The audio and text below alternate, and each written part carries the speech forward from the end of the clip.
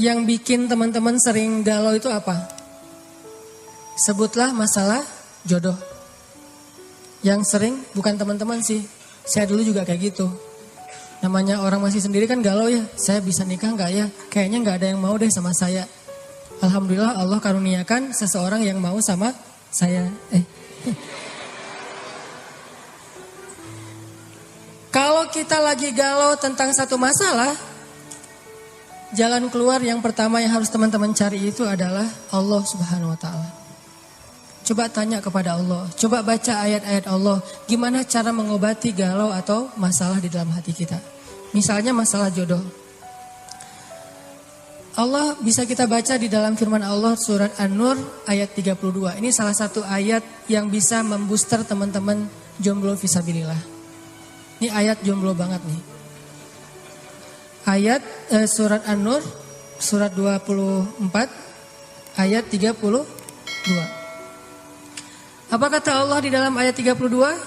Iyakunu fuqara yughnihimullahu min fadlih wallahu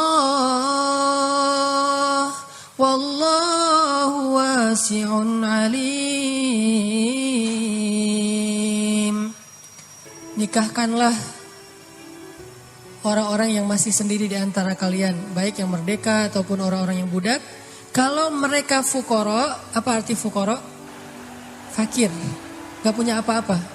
Yughnihimullahu min fadli. Allah yang akan mencukupkan mereka dari karunia-Nya. Dan Allah maha luas lagi maha mengetahui. Ini ayat booster banget. Datang ke rumah calon mertua, capture ini ayatnya.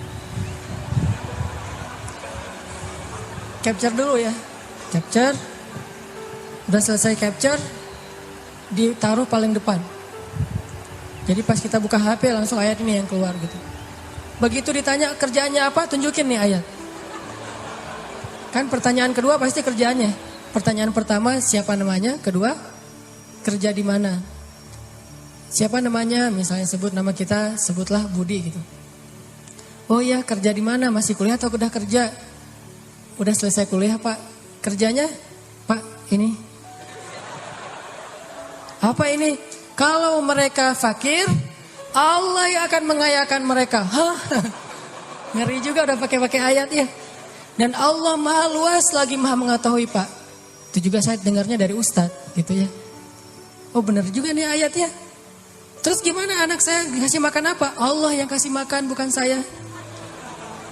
Anak bapak dan saya, bapak semua kita nih pemakan rezeki bukan pemberi rezeki. Gak ada satupun kan di antara kita pemberi rezeki. Semua kita ini pemakan rezeki, pemberi rezekinya Allah. Dan ini ayat modal saya banget untuk nembak si dia. Kan saya dulu nikahnya nikah ngutang, maharnya aja ngutang ke sebelah. Tapi bilang ngutangnya jangan pas awal, nanti aja kalau udah deal baru ngutang. Udah setuju nih, kita nikah ujung-ujungnya, boleh utang dulu. Ternyata Allah mudahkan setelah itu. Justru setelah saya nikah tuh kan dulu saya kerja gak jelas ya. Memang gak punya kerja sih, bukan gak jelas. Nikah tuh gak punya kerja, gak punya simpanan apapun, gak punya bekal. Pokoknya modalnya modal surat An-Nur ayat 32. Itu modalnya, catat tuh. Kalau perlu jadikan status. Justru setelah menikah saya ngebuktiin sendiri gimana Allah maha menunaikan janjinya. Allah gak pernah ingkar janji. Kalau kita fukoro, saya emang dulu fukoro. Gimana fukoro? Gak tahu mau makan apa hari ini juga. Namanya mahasiswa di luar negeri. Tapi kemudian setelah selesai nikah Allah mudahkan dengan tiba-tiba saya dapat kesempatan menjadi petugas haji resmi. Bukan outsourcing gitu, resmi. Petugas haji resmi dari Depak selama 1 bulan musim haji dan itu lumayan penghasilannya.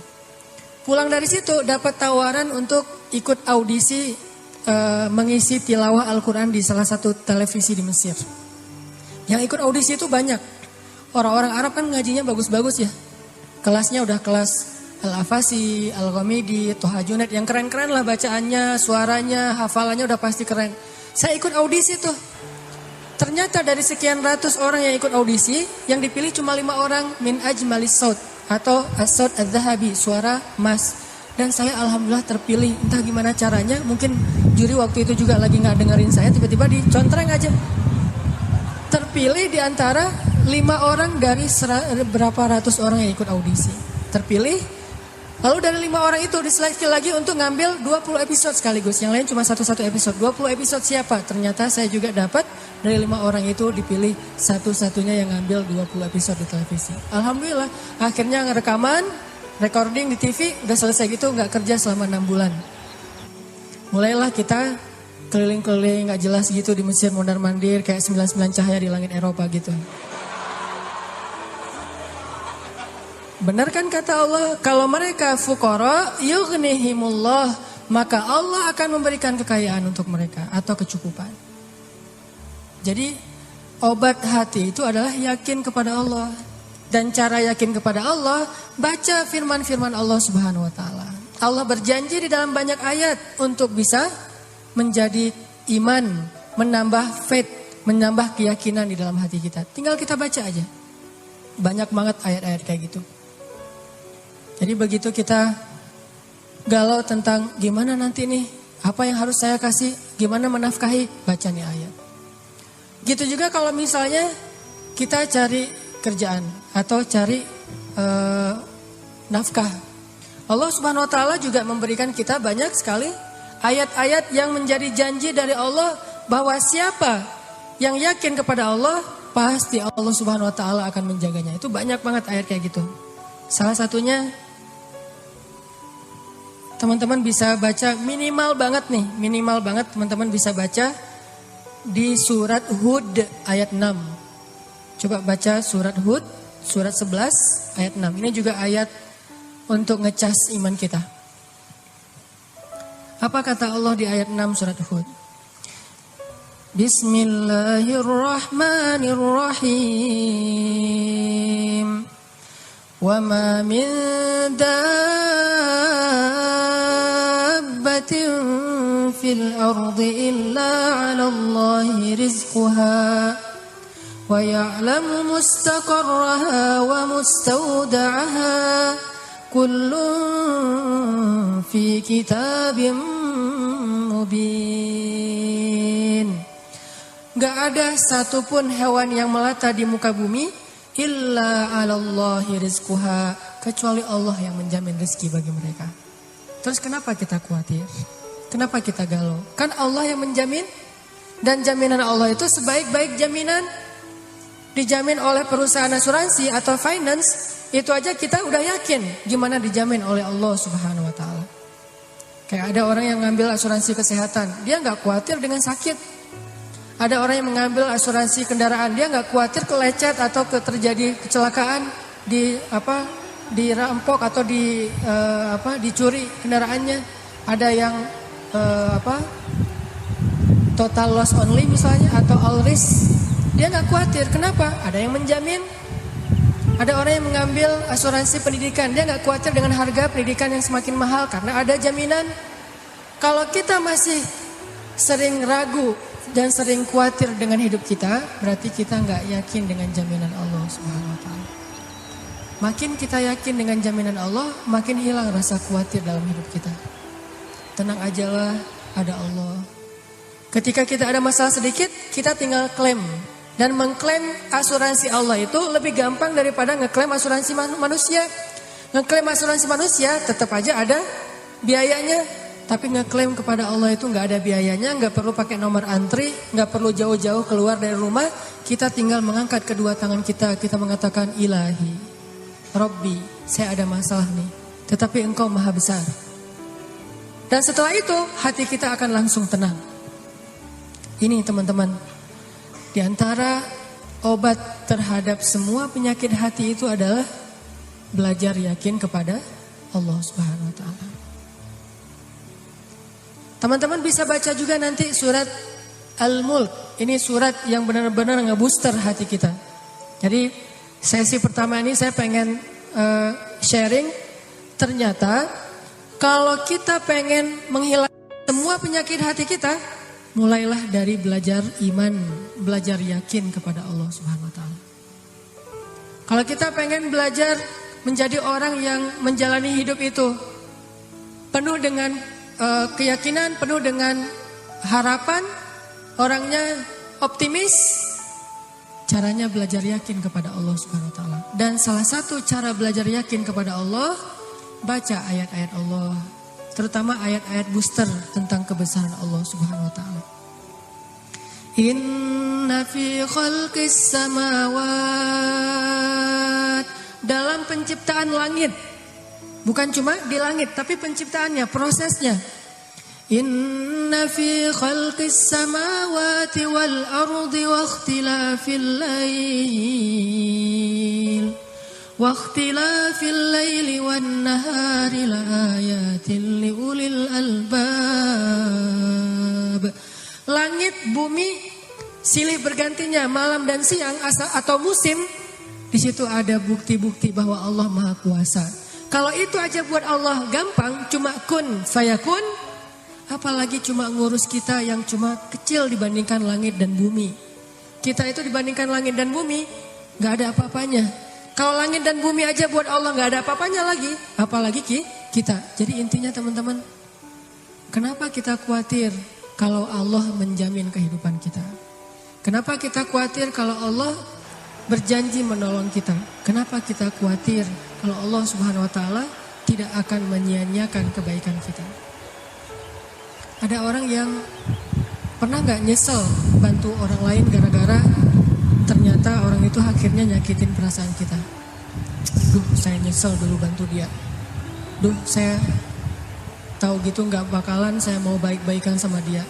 Duh, nyesel juga saya kemarin udah nolongin dia segala macam. Nyesel juga saya kemarin ngasih tahu ke dia. Ternyata ujung-ujungnya dia malah menyakiti saya, mengkhianati saya, nikung saya dari belakang. Nyesel saya curhat sama dia, akhirnya jadiannya sama dia. Pernah kan gitu?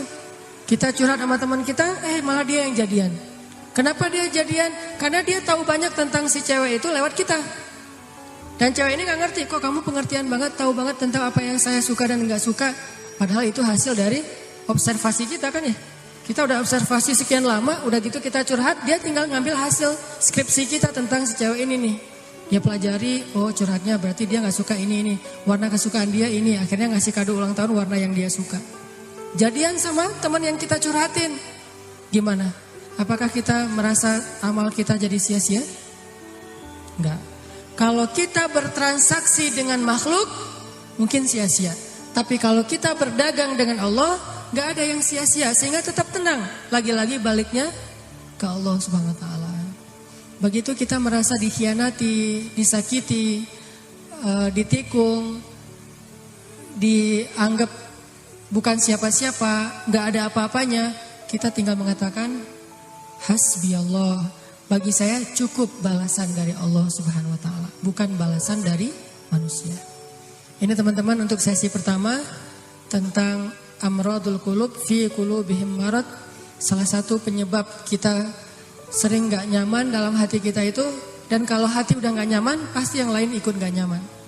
Coba, susah banget kan membedakan ekspresi wajah yang tidak sesuai dengan hati kita tuh susah. Tetap aja gak akan setulus kalau kita tersenyum dari hati. Senyum terpaksa itu beda banget. Kayak kita datang di acara nikahan mantan. Diundang, kan kewajiban seorang muslim adalah memenuhi undangan. Terpaksa datang kan, pakai cadar, pakai masker kalau cowoknya. Datang nih, kamu nggak mungkin kan kita pakai masker di tempat pelaminan. Pas kita naik ke atas pelaminan, kita memaksakan diri untuk tersenyum. Walaupun ini teriris-iris luar biasa gitu. Udah teriris-iris kayak dikasih jeruk lah gitu. Wah sakitnya. Udah gitu dia gandengan gitu. Pas kita mau salaman gemetar. Kenapa nih tiba-tiba panggung ini jadi kayak gempa gitu. Ternyata kita gemetar. Ini gara-gara apa? Kita pengen tersenyum tapi hati kita menjerit. Terlalu nyastra. Kita pengen tersenyum tapi hati kita terluka, kan gak mudah itu buat kita. Makanya hati itu mempengaruhi seluruh kehidupan kita. Benarlah sabda Rasulullah, kalau dia baik semuanya ikut baik. Kalau dia buruk semua ikut menjadi buruk, terpengaruh banget. Sehingga kalau kita pengen memperbaiki hidup kita, mulai dari memperbaiki hati kita. Dan awal dari memperbaiki hati itu adalah perbaiki yakin kita kepada Allah Subhanahu